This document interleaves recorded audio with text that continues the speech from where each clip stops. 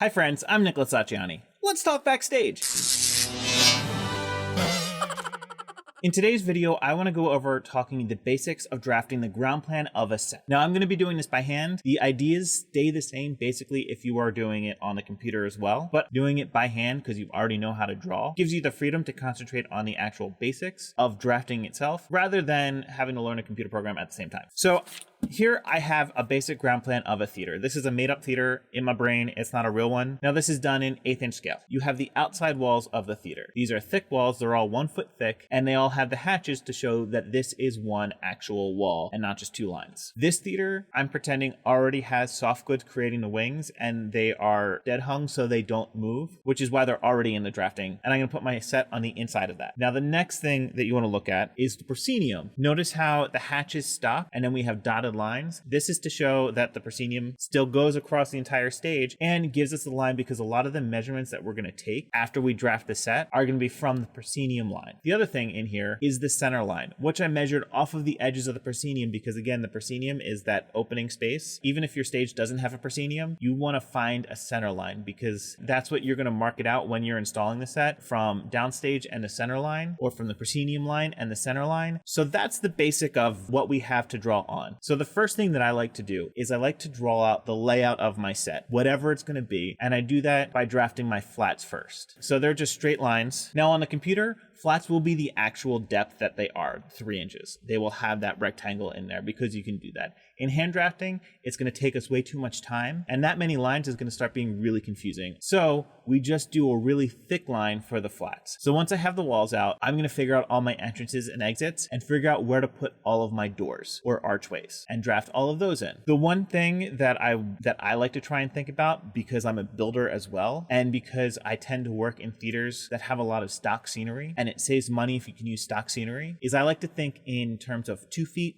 4 feet, and 8 feet, because that's generally the stock sizes. People have 2 foot wide flats, they have 4 foot wide flats, and then doubled up, it's 8 feet. And I don't like to think about that as a hindrance, like that's keeping me from doing something. I like to think about that as a creative obstacle. How can I design something really cool into that? And then also when I need to, I completely ignore it because it's my design and I'm not stuck to those conventions. So now that I have all of my doors in, I'm going to think about my levels. Now I might have thought about this before the doors. If I want it to be a split level house, I might have put all of my platforms in before, but I'm going to do it now because I do want to have a split level and it's not going to affect where my doors are placed. So notice now, if I want this platform, this split level to be 10 foot by 12 feet, if I want it to be 16 feet by 12 feet, then I'm going to draw one big 16 foot by 12 foot square and put the X through all of that rather than drawing individual 4 by 8 platforms. Because my job as the designer to say, this is what I want it to look like, the end result. It's the TD's job to figure out how they want to do that. Unless it is specifically going to affect your design, in which case you'd put that layout in. But you don't need to put the layout of the platforms. You just need to put the overall size of the huge platform that the individual platforms would make. Now that I have my platforms in, I'm going to put in my stairs. Is the platform high enough that I need people to get up and off of it? I'm going to put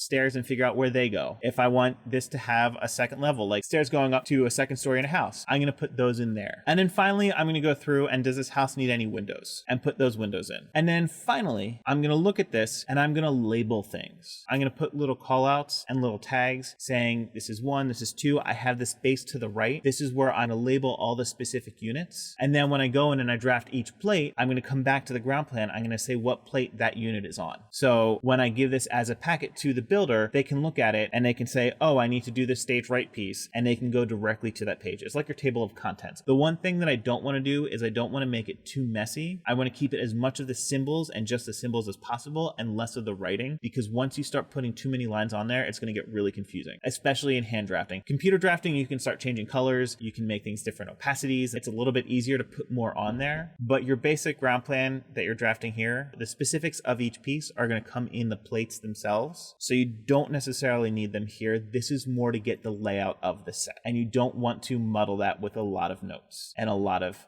pieces. You need to put as much information as you need and not really any more. So think of it as your basic map of the set with a table of contents to the specifics of each piece on it, which are going to be the specific plates later. So that's all I have really on the basics of drafting a ground plan of a set. It's not that complicated. It just might seem that way because you're putting the entire set on the piece. If you have anything that you do in addition to what I've done or do things slightly differently, again, the order that I did it in isn't necessarily the same order I do for every show, and it's not the same order that you have to do it in. You just want to make sure you get all of the pieces in there. But if you do it in a different way, I would love to hear about it in the comments below. And that's all I've got. I hope you learned something, and I'll see you next time. Bye, friends. These videos are made for educational purposes. Hopefully you learned something or it reinforced something you may already know. Now, this is just one way to do this, and there may be other ways to do what I've explained in this video, and I would love to hear about those ways in the comments. Just remember to be kind as you share your own experiences and expertise on the subject. And if you like this video, give me a thumbs up, like, and subscribe, and hit that little bell button to be notified of the next video.